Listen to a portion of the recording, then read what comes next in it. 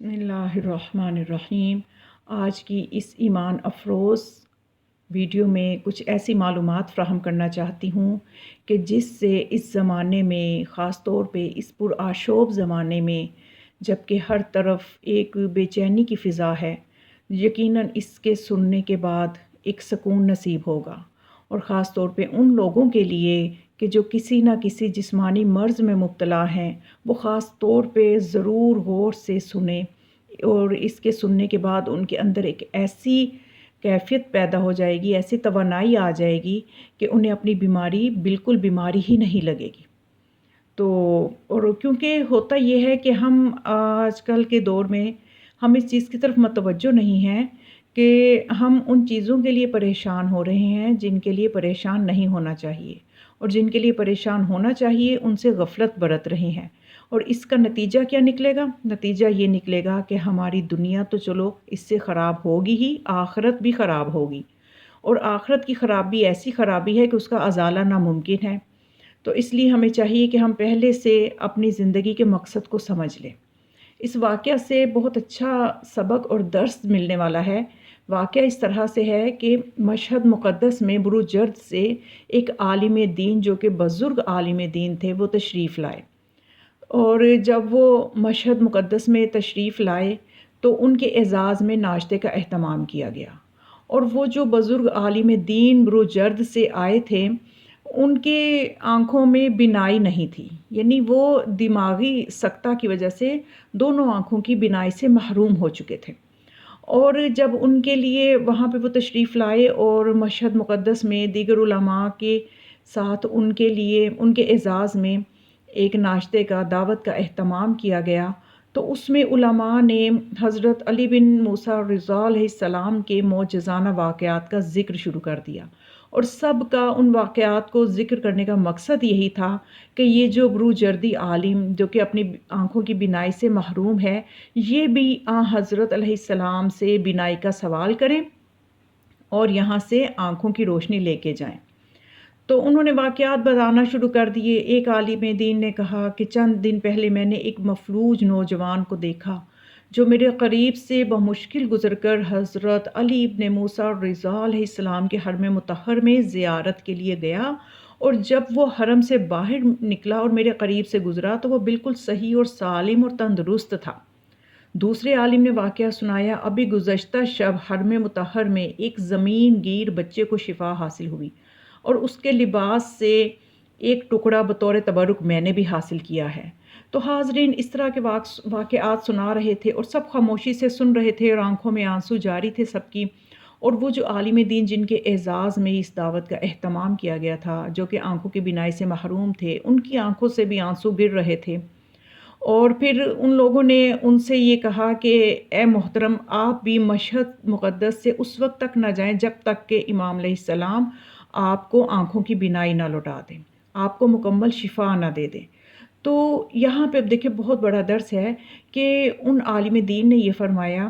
کہ انشاءاللہ میں بھی ضرور دعا کروں گا، لیکن ان چند دنوں میں جب سے میں مشہد میں آیا ہوں، جب بھی میں نے جسمانی امراض کے لیے دعا کرنے کا ارادہ کیا ہے تو مجھے اپنے جسمانی امراض سے زیادہ اپنے روحانی امراض نظر آئے، جسمانی نقائص سے زیادہ مجھے اپنے روحانی نقائص نظر آئے۔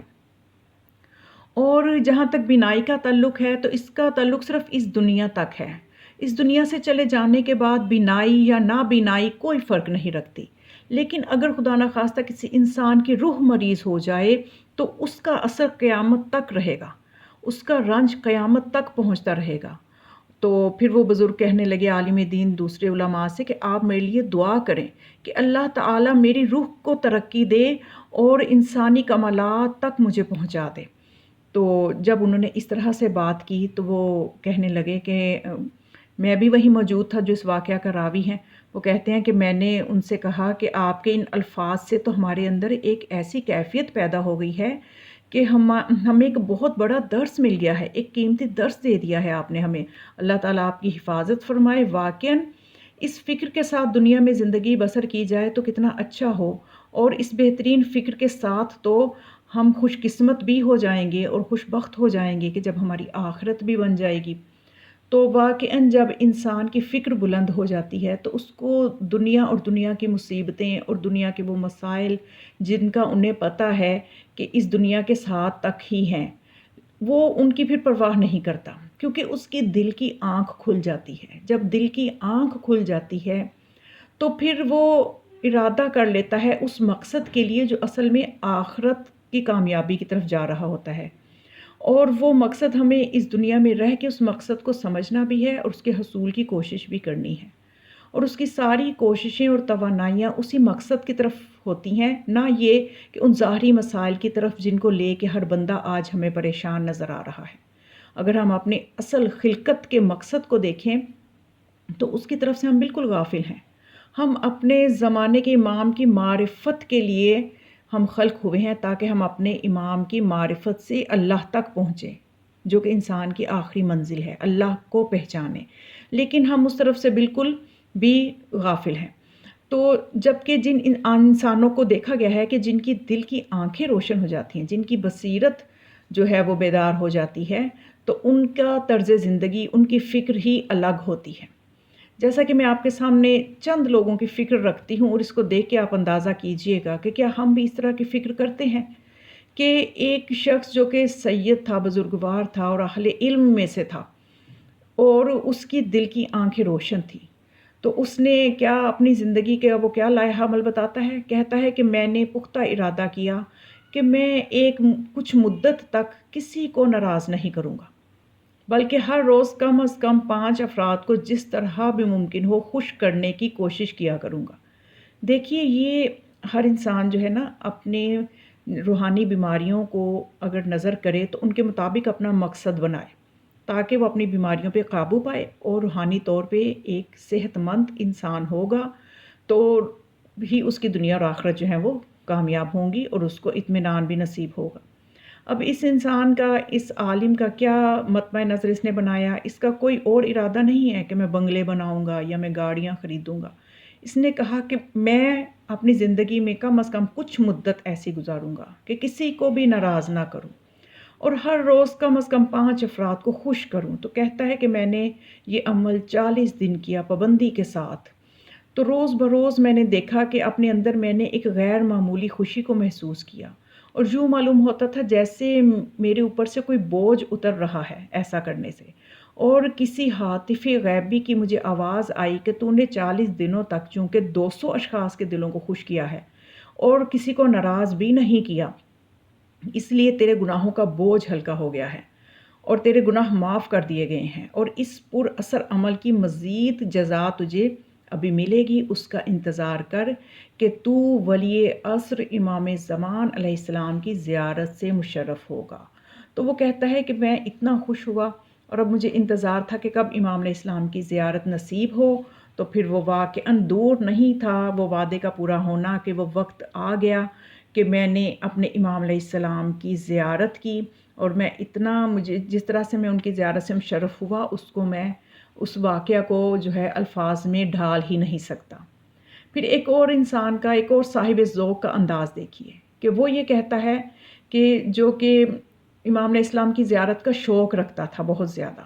تو اس کا کیا انداز تھا عشق کا کہ وہ یہ کرتا تھا کہ وہ ہر روز امام علیہ السلام کی زیارت کی نیت سے غسل کیا کرتا تھا کہ مجھے جب بھی اپنے امام کی زیارت ہو تو میں نے غسل بھی کیا ہو، وضو بھی کیا ہو، پاکیزہ لباس بھی پہنا ہو۔ تو وہ یہ کہتا ہے کہ اس طرح سے میں ہر روز اس طرح سے کرتا تھا امام کی زیارت کی نیت سے۔ تو ایک دن واقعاً ایسا ہوا کہ جب میں نے امام کی زیارت کی نیت سے غسل کیا، اور وہ ایسے پانی سے میں نے غسل کیا جو ہر طرح سے مباح تھا، غصبی نہیں تھا، شرعاً اس کا استعمال جائز تھا، اور اس میں ذرا برابر احتمال نہیں تھا کہ یہ پانی غصبی ہے، اور میں نے اسی طرح سے پاکیزہ لباس پہنا، خوشبو لگائی، اور ابھی میں حمام سے باہر آیا ہی تھا تو میں نے اپنے امام کی زیارت کی، میں نے ولی العصر پہ میری نگاہ پڑی، جمال مقدس کی زیارت ہوتے ہی کہتا ہے کہ میرے پہ گریہ طاری ہو گیا، اور جب وہ یہ داستان بیان کر رہا تھا اس وقت بھی اس کی آنکھوں سے گریہ جاری تھا، اور اس کی گریہ کی شدت یہ بتا رہی تھی کہ اس نے جو زیارت کی ہے اس زیارت سے اس نے بہت زیادہ استفادہ کیا ہے۔ تو اسی طرح سے دیکھیے ایک اور شخص جس کو بہت عشق تھا کہ میں اپنے امام کی زیارت کروں، تو اس کو ایک عارف نے یہ بتایا کہ اگر تم امام اسلام کی زیارت کرنا چاہتے ہو تو 1 سال تک صبح و شام امام حسین علیہ السلام کے مصائب پہ گریہ کرنا ہوگا، تو پھر تمہیں یہ سعادت نصیب ہوگی۔ تو وہ کہتا ہے کہ میں نے یہ عمل شروع کیا کہ میں مصائب کی کوئی بھی کتاب لے لیتا اور میں صبح کو یہ نماز کے بعد اور مغرب کی نماز کے بعد گریہ کرتا، کیونکہ جب یہ جو 2 اوقات ہیں، ان 2 اوقات میں امام صاحب الزماں بھی اپنے جد مظلوم پہ گریہ کرتے ہیں اور زیارت ناہیہ میں یہ فرماتے ہیں کہ اے جد بزرگوار، میں آپ کے مصائب پہ صبح کو بھی روتا ہوں، شام کو بھی روتا ہوں، اور میں اس وقت موجود نہیں تھا، لیکن آج میں صبح و شام روتا ہوں آپ کے مصائب پہ۔ تو جب کوئی بھی انسان صبح و شام امام مظلوم کے مصائب پہ روتا ہے تو اس کا رونا امام علیہ السلام کے گریہ کے ساتھ متصل ہو جاتا ہے، تو پھر وہ اس قابل بن جاتا ہے کہ امام علیہ السلام کی زیارت کرے۔ تو وہ کہتا ہے کہ 1 سال تک میں امام حسین علیہ السلام کی مصیبتوں پہ گریہ کرتا رہا کہ اس دوران مجھ پہ رقت قلب جو انسانیت کی علامت ہے پیدا ہو گئی تھی۔ ایک دن میں نے مقتل کی کتاب کو معمول کے مطابق کھولا اور اپنے آپ کو گریہ کے لیے آمادہ کرتے ہوئے مطالعہ میں مشغول ہوا۔ اب بھی میں نے گریہ شروع نہیں کیا تھا کہ مجھے آہستہ آہستہ رونے کی آوازیں آنے لگیں اور وہ آوازیں بلند ہونا شروع ہو گئیں۔ میں نے گمان کیا کہ شاید محلے کے کسی مسئلے کی وجہ سے محلے کے لوگ اکٹھے ہو کے کسی بات کی وجہ سے گریہ کر رہے ہیں، لیکن یہ میرا گمان ہی تھا، کیونکہ وہاں میں نے جا کے دیکھا کوئی اجتماع نہیں تھا، محلے میں کوئی گریہ نہیں ہو رہا تھا، اور یہ رونے کی آوازیں اتنی تیزی سے میرے کانوں میں پہنچ رہی تھیں کہ بہرحال میں نے مطالعہ جاری رکھا اور آہستہ آہستہ میری آنکھوں سے آنسو جاری ہو گئے۔ اور کہتے ہیں کہ مجھے یاد ہے کہ اس دن میں نے حضرت علی اصغر علیہ السلام کی شہادت پڑھ رہا تھا، اور میرے ارد گرد آنے والی گریہ کی آوازوں نے میرے گریہ کی آواز میں مزید شدت پیدا کر دی، اور جو آوازیں مجھے ارد گرد سے آ رہی تھیں ان میں بھی اتنی زیادہ شدت پیدا ہو گئی، اتنی بلند گریہ ہو گیا کہ مجھے یوں معلوم ہوا کہ جیسے میں کسی کثیر تعداد والے مجمع میں مجلس پڑھ رہا ہوں، کہ مجھے کچھ سمجھ میں ہی نہیں آ رہا تھا کہ میرے ساتھ در و دیوار گریہ کر رہے تھے، یا کہ آسمان سے فرشتے اتر کے آئے تھے، یا قوم جنات کے مومنین افراد تھے جو میرے ساتھ مل کے گریہ کر رہے تھے۔ تو جو کچھ بھی تھا وہ کہتا ہے کہ میں بہت خوش تھا کہ آج میں اکیلا گریہ نہیں کر رہا ہوں، آج میرے ساتھ کوئی ایسی مخلوقات بھی ہیں کہ جو گریہ کر رہی ہیں۔ کافی دیر وہ کہتے ہیں کہ میں اس طرح کی تجلیات جو ہیں وہ دیکھتا رہا کہ اچانک ہی وہ مجلس حضرت بقیت اللہ روحی فداہ کی تجلیات سے وہ محفل معطر ہو گئی، اور جو فیوز اور برکات مجھے اس دن نصیب ہوئے انہیں میں بیان نہیں کر سکتا، نہ وہ ضبط تحریر میں لا سکتا ہوں۔ اس موقع پر جب ان سے اصرار کیا گیا کہ ان فیوز میں سے کچھ بیان کریں، لیکن اس پر وہ کسی بھی طرح آمادہ نہ ہوئے اور انہوں نے نہ بتا سکے کہ میں ان الفاظ، میرے پاس وہ الفاظ ہی نہیں ہے کہ جو میں بتا سکوں، تو پھر میں کیسے بتا سکتا ہوں؟ انہوں نے معذوری کا اظہار کیا بتانے سے۔ تو یہ وہ چیز ہے کہ ہمیں چاہیے کہ ہم اپنی زندگی کے اصل ہدف کو دیکھیں، ہم اپنی زندگی کے جو چھوٹے چھوٹے مسئلے ہیں، کبھی کوئی رزق کا مسئلہ ہے یا کبھی ہمیں کوئی جسمانی مرض کا مسئلہ ہے، تو ہمیں ان کو ایک طرف رکھتے ہوئے ہمیں ان مسائل کو دیکھنا چاہیے جو ہمارے روح کو دیمک کی طرح کھا رہے ہیں، جو روحانی بیماریاں ہماری روحانیت کو دیمک کی طرح چاٹ رہی ہیں، ہمیں ان پہ فوکس کر کے ان کو ختم کرنے کے لیے تدبیریں کرنی چاہیے تاکہ ہم اپنی خلقت کے اصل ہدف کو پا سکیں اور آخرت میں ہمیں حسرتوں کا سامنا نہ کرنا پڑے۔ والسلام علیکم ورحمۃ اللہ وبرکاتہ۔